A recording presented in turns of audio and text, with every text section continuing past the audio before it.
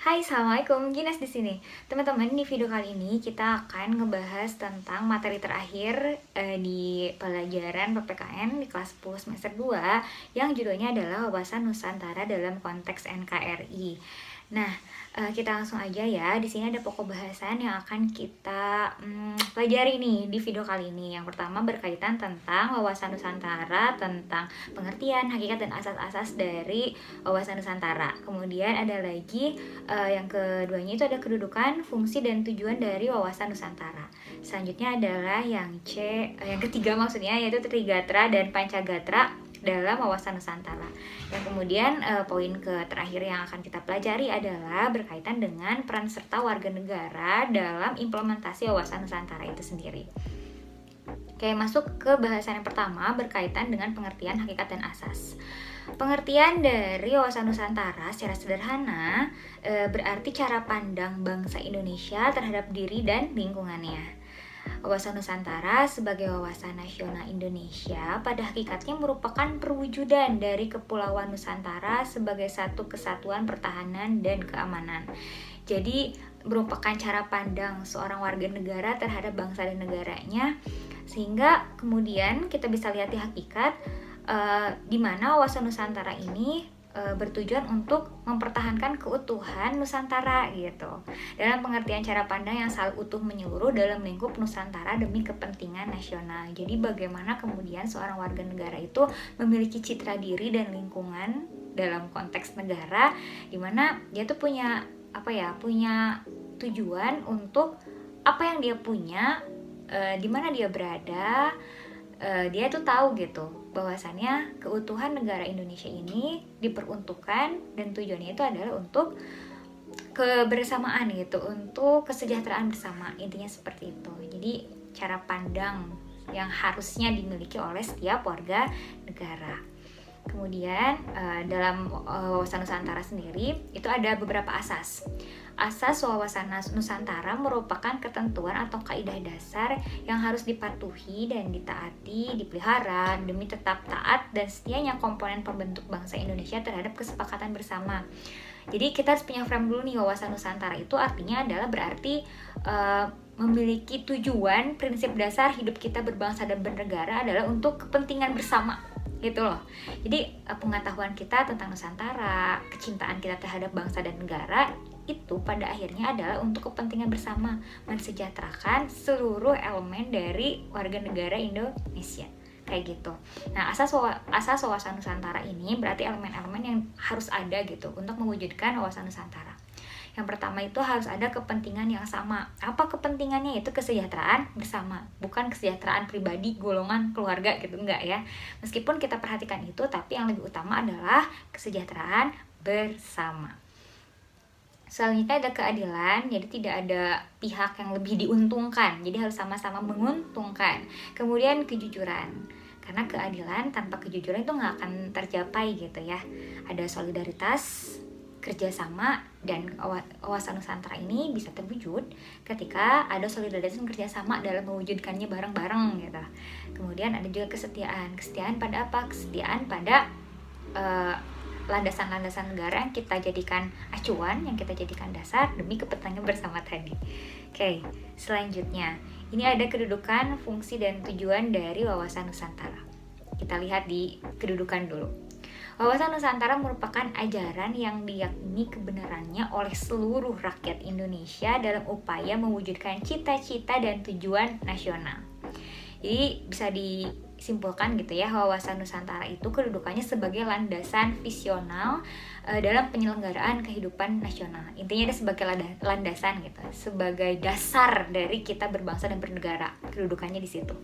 Kemudian dilihat dari fungsinya, wawasan Nusantara itu berfungsi sebagai pedoman, motivasi, dorongan gitu, serta rambu-rambu dalam menentukan segala kebijakan gitu, segala kebijakan atau keputusan yang diambil dalam penyelenggaraan kenegaraan gitu. Jadi fungsinya sebagai kedudukannya tadi kayak landasannya, gunanya buat apa? Gunanya sebagai pedoman gitu, dasar-dasar gitu ya. Nah, tujuannya biar apa? Tujuannya adalah untuk mewujudkan kesejahteraan bersama. Intinya sih kayak gitu. Nah, selanjutnya bagian ketiga adalah aspek Trigatra dan Pancagatra dalam wawasan Nusantara. Aspek Trigatra, tri kan 3 ya, jadi 3 gatranya tuh apa aja sih aspek Trigatra itu? Yang pertama ada letak dan bentuk geografis negara Kesatuan Republik Indonesia. Seperti yang kita tahu di pelajaran-pelajaran sejak SD kita kenal ya, bahwasannya Indonesia itu terletak 6 derajat lintang utara sampai dengan 11 derajat lintang selatan dan 95 derajat bujur timur sampai dengan 141 derajat bujur timur. Nah, kemudian secara geografis sendiri Indonesia itu terletak di antara 2 samudra dan 2 benua. Benuanya itu di antara Asia di utara, kemudian Australia di bagian selatannya.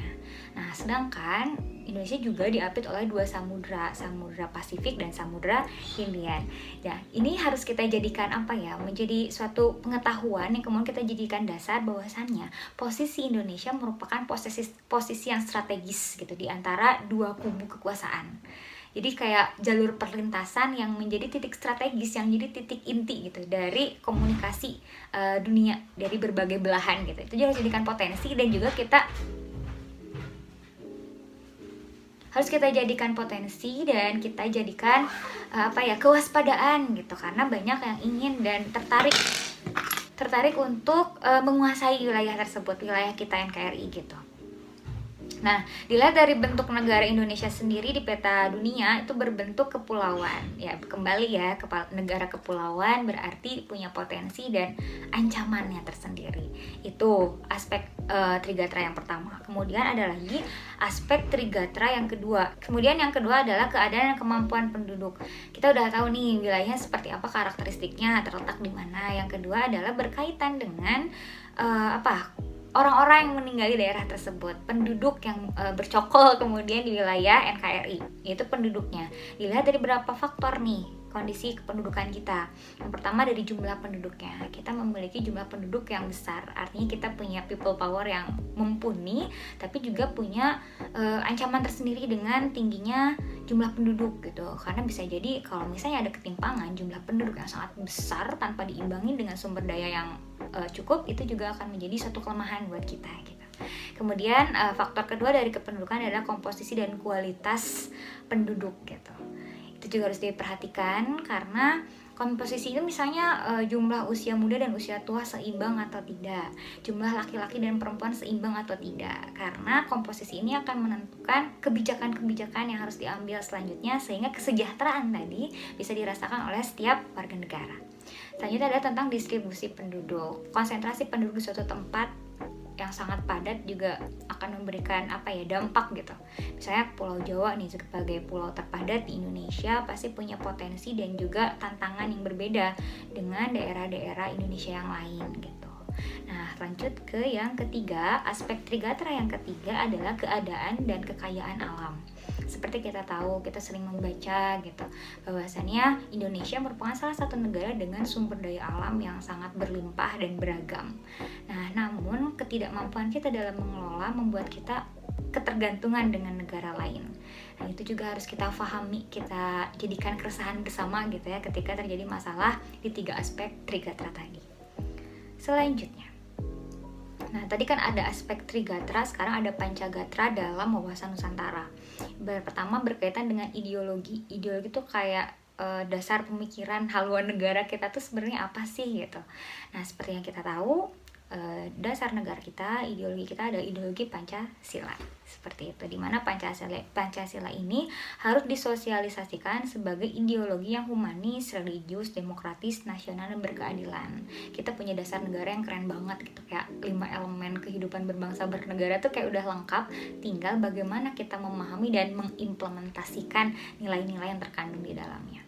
Selanjutnya adalah politik. Aspek Pancagatra itu dalam lingkup politik, aspek politiknya itu bagaimana kemudian ada keseimbangan antara pihak penguasa, artinya kita sebut dengan pemerintah, dan suara rakyat, dimana harusnya seimbang gitu, ada balancing di sana gitu. Jadi jangan sampai ada ketimpangan di salah satunya. Dan biasanya adalah suara rakyat kemudian tidak didengar. Nah, diharapkan dengan Pancagatra ini idealnya politik kita itu seimbang, harmonis, dan demokratis. Selanjutnya adalah berkaitan dengan ekonomi. Kalau di Pancagatra, ekonomi itu berkaitan dengan bagaimana kemudian proses produksi, distribusi barang dan jasa itu mampu membawa keuntungan bagi seluruh rakyat Indonesia. Jadi kesejahteraan bersama. Kembali ya, pokoknya wawasan Nusantara itu balik lagi pada semua yang kita punya di Indonesia ini harus memberikan keuntungan bagi seluruh rakyat, bukan hanya menguntungkan pihak pribadi, golongan atau lainnya gitu. Tapi pokoknya intinya adalah negara kita harus sejahtera, intinya gitu. Nah, dalam sosial budaya di Pancagatra yang keempat itu adalah dinamika kebudayaan bangsa yang bisa dijadikan gitu, budaya dan kondisi sosial kita itu menjadi salah satu elemen pertahanan keamanan gitu dalam menghadapi ancaman-ancaman yang ada di Indonesia gitu.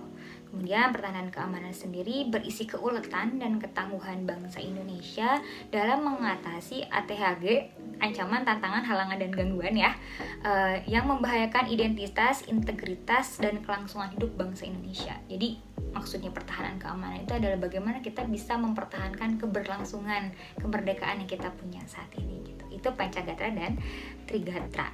Nah, adapun hubungan antar gatra ini menjadi satu pokok bahasan tersendiri yang menjadi yang harus kita perhatikan bareng gitu. Percuma ada Pancagatra yang tadi sudah ada, tapi jika antar Pancagatra itu tidak terjadi keselarasan gitu. Nah, diharapkan antar gatra dan Pancagatra serta antar gatra itu sendiri terdapat hubungan timbal balik yang erat yang dinamakan korelasi dan interdependensi, yang artinya adalah sebagai berikut. Yang pertama, ketahanan nasional pada hakikatnya bergantung kepada kemampuan bangsa dan negara di dalam mendayagunakan sumber daya yang ada. Jadi si antar Pancagatra, Trigatra tadi itu bagaimana kemudian kita mampu mengenal dan mengelola serta memanfaatkan sumber daya yang kita punya, baik itu sumber daya manusia ataupun sumber daya alam yang udah ada di Indonesia gitu. Nah, selanjutnya adalah kelemahan di salah satu gatra yang tadi akan menimbulkan kelemahan pada gatra-gatra lainnya. Begitupun sebaliknya, kekuatan di salah satu gatra akan memberikan kekuatan di aspek yang lain. Jadi saling gitu. Mengapa kemudian ada konsep antar gatra? Semoga dapat dipahami ya. Nah, selanjutnya adalah yang terakhir nih. Kita udah lumayan ngerti, atau enggak misalnya kalau pembahasannya terlalu cepat karena kebutuhan konten ya.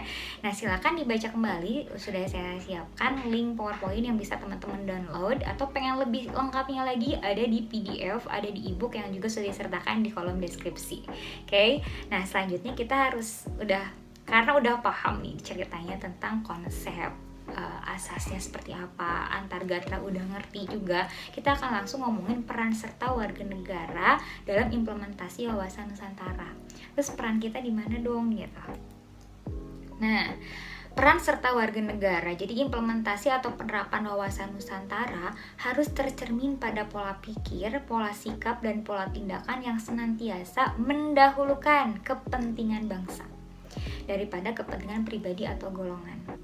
Setiap warga negara Indonesia memiliki tanggung jawab bersama dalam mewujudkan pedoman ini sesuai dengan peran dan kemampuan masing-masing individu demi kepentingan bangsa dan kesejahteraan seluruh rakyat Indonesia.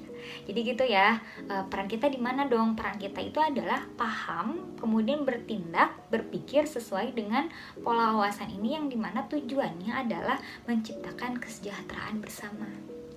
Nah, kemudian setelah kita paham dan mampu menindaklanjuti, kita akan bertindak sesuai dengan kemampuan, peran kita di masyarakat gitu, serta profesi mungkin nanti ke depan kita profesinya apa nih, kita sebagai apa nih. Sejauh ini mungkin sebagai siswa ya. Nah, jadilah siswa yang kemudian mampu memiliki cita-cita, bertindak, berpikir gitu ya, sesuai dengan kira-kira apa nih yang dibutuhkan bangsa, biar bangsa kita tidak terus ketinggalan, biar bangsa kita lebih maju dari sebelumnya gitu. Jadi gitu. Jadi bagaimana pada akhirnya adalah tergantung sikap kita sebagai pribadi, sebagai profesi kita nanti. Seperti itu. Oke, sampai di penghujung video. Mungkin jika ada hal yang ingin didiskusikan, ada hal-hal yang belum difahami, silakan langsung aja di chat di kolom komentar ya. Nah, kemudian jangan lupa untuk subscribe dan juga like video ini. Terima kasih sudah menyaksikan. Assalamualaikum warahmatullahi wabarakatuh.